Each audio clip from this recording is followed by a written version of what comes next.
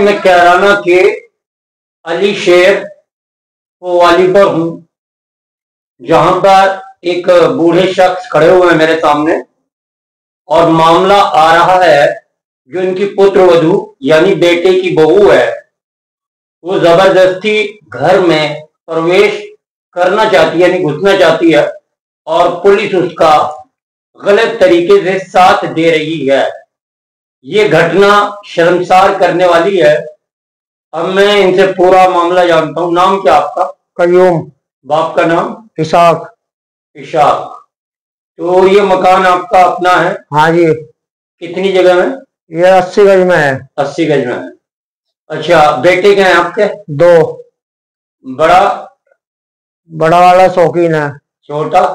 मोहसिन। और ये मामला किसके साथ है? कौन से लड़के का? बड़े वाले का। अच्छा, तो वो क्या कहता है, क्या चाहता है? वो उसकी बहू ने पहले तो 2 बार जहर खाया, वो फांसी लगाई। अच्छा। 1 बार जहर खाया। अच्छा। जेल भिजवाना को हमें। अच्छा। और हमारे साथ में जो है बदतमीजी करी। अच्छा। फिर उसके बाद में जेल लमडे ने भी बदतमीजी करनी शुरू करी हमारे साथ। बहू के शिकायत में आ गए? बहू के सास के शिकायत में आ गए। अच्छा। साले उसके जो है गुंडे हैं, 2 बहुओं को पहले भी मार रखी उन्होंने। अच्छा। अच्छा जी। अच्छा, तो बहू का क्या नाम है? आयशा। उसके बाप का नाम? नूर हसन। कौन से मोहल्ले के हैं? ईदगाह पे। ईदगाह खैल कला जी। तो उनसे आपको खतरा है? हाँ बिल्कुल खतरा है जी, जान का भी और इज्जत का भी हमें तो खतरा है। इज्जत का कैसा खतरा? भाई कल को जो है नहीं मेरे पे कोई इल्जाम लगा के या कोई वो करके जो है नहीं मुझे वो कर दिया या मरवा दिया किसी से। अच्छा, तो जान का और इज्जत का दोनों खतरे हैं? बिल्कुल है जी। तो क्या चाहते हैं आप? वैसे उनका हिस्सा तो होगा घर में? हिस्सा तो है जी, लेकिन जो है जब बदसलूकी करी हमारे साथ, बिजली का बिल वो नहीं देता, सामान जो देखा वो उठा के बेच लिया। उसको तुमने घर से बेदखल करा? बेदखल कर रखा जी हमने। कब गया था? ये 2 साल के पहले, करीब पहले। तो ये बता रहे हैं कि 2 साल पहले कानूनी तौर पर अपने लड़के और बहू को यानी बेदखल कर दिया है। हाँ, और बेदखली के कागज बाकायदा आप देख सकते हैं, स्टंप है, मोहर लगी हुई है। और दूसरे इन्होंने अखबार में भी बताया जा रहा है एक स्टार दिया है, ये भी देख सकते हैं आप।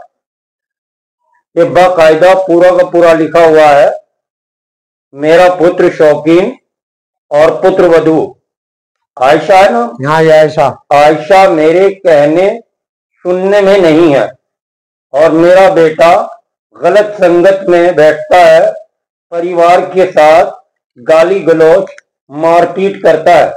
मैं अपनी समस्त अंचल संपत्ति से उसको बेदखल करता हूँ। ये अखबार है शाह टाइम्स, जिसमें खबर लगी हुई है, विज्ञापन। तो अब बात आती है, तो कब आई थी वो?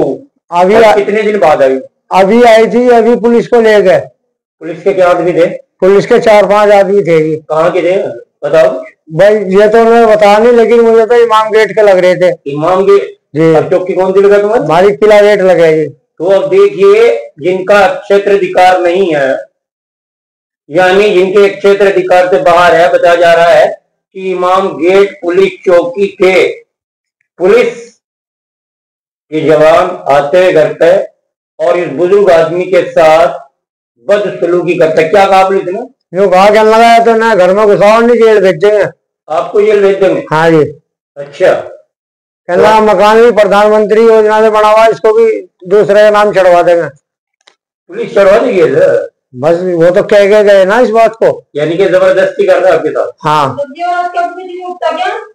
अच्छा, ये बात है। तो अब क्या चाहते हैं आप? बस मैं तो ये चाह रहा था, जय मैं सुकून से रह रहा था। अच्छा। मुझे जय सुकून से रहने नहीं दे रहे। अच्छा, तो अब आप ये चाहते हैं कि वे घर में ना है, यहाँ रहे ना, तो बिजली का बिल जमा करा। यानी कि अब जो तुमने कानूनी तौर पर बेदखल कर दिया, क्या दोबारा दखल देंगे उन्हें? नहीं, मैं तो नहीं चाहता ही देना। तो अब देखना है कि ये जो पुलिस है, आखिर ये किस प्रकार से इस बुजुर्ग आदमी का उत्पीड़न करने पर तुली है और पुलिस क्या चाहती है।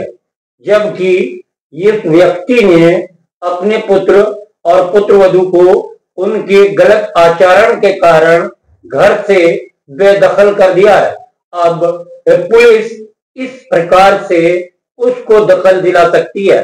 क्या इस बूढ़े कय्यूम के साथ पुलिस अवैध व्यवहार करेगी? क्या इसको जेल में पहुंचाने की धमकी देकर इसके साथ बदसलूकी करेगी? धमकी देकर क्या पुत्र और पुत्रवधू को गृह प्रवेश दिलाया जा सकता है? मैं हूं सनवर सिद्दीकी और आप देख रहे हैं PK7 न्यूज, सच्चाई का एहसास।